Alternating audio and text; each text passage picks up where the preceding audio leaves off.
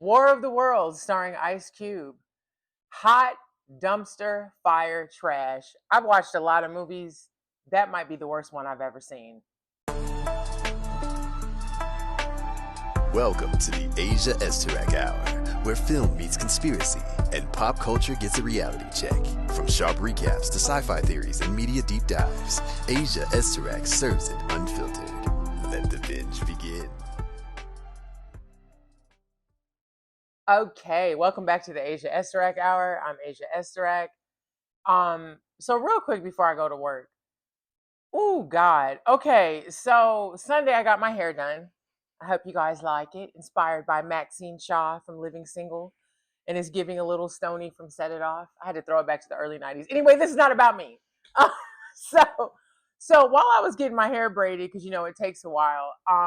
Me and my friend who does my hair, shout out to Zen. So we put on War of the Worlds.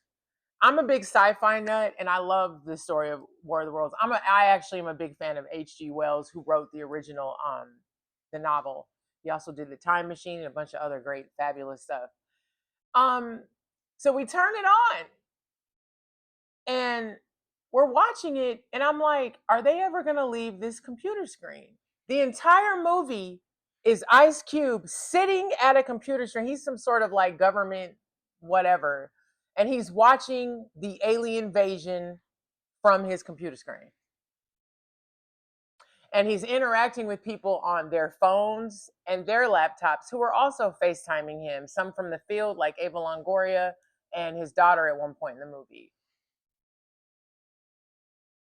They've got instant messaging screens where they're like texting, where they're like messaging each other back and forth. That's the whole movie. How can you take a classic like War of the Worlds and reduce it to people behind computer screens? I don't know if it was a weird allegory for how things are today. I don't know. The movie was trash though. Out of all the War of the Worlds version films that they have, the remakes upon remakes, why would you choose this direction to go? And here's another thing. Ice Cube, why would you agree to do this? Why would anybody, Ava Longoria, you can do whatever you want. We know you be out here saving productions with your money. So shout out to you. But like, why? How? Okay. So I'm a script writer. I haven't actively worked in Hollywood in a while, but I am a writer. I've been writing since I was 5 years old. I used to work at a talent agency when I was in film school, and I worked in the literary department. And on downtime, I would read scripts that were being produced or shot. So I remember reading the original Troy, the one starring Brad Pitt and Orlando Bloom.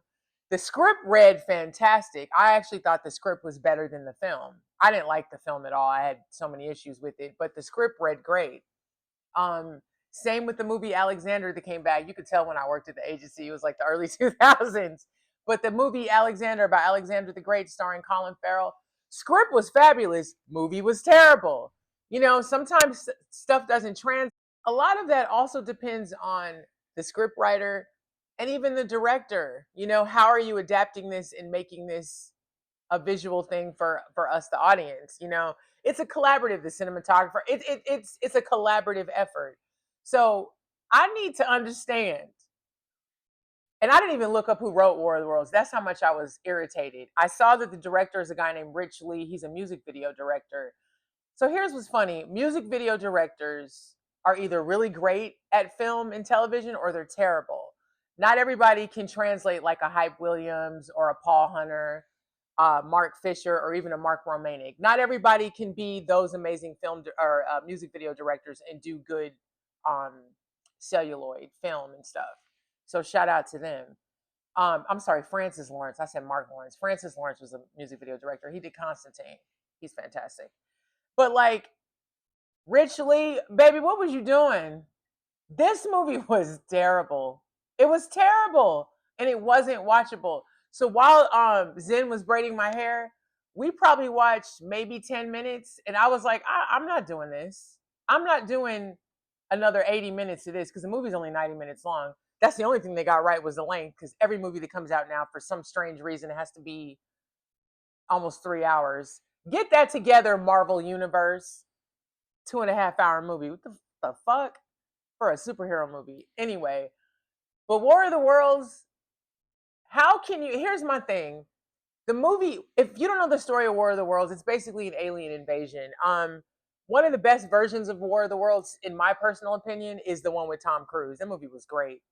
I love that movie because that movie was not about saving the world. That movie was about him getting his kids from point A to point B and all the shit that happens in between.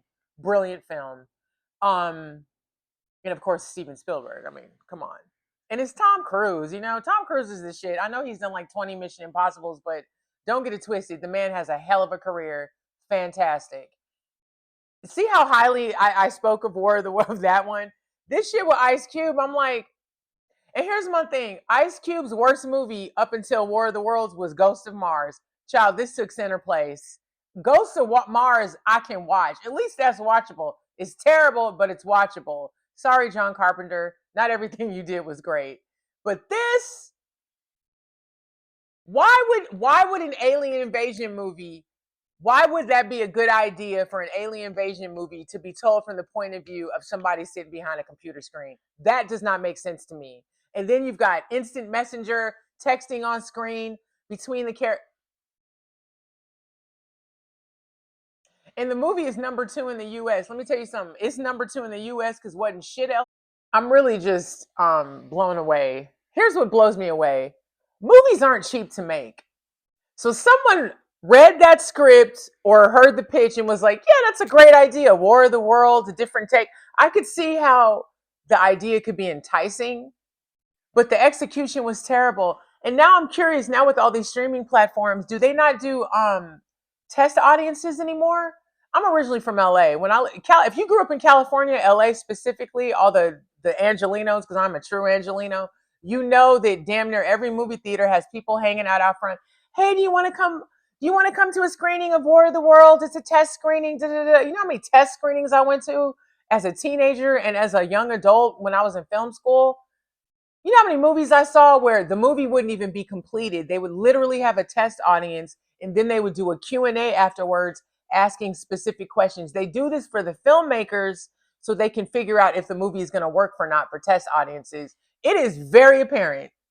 Did nobody test the audience for this War of the Worlds? That shit was terrible.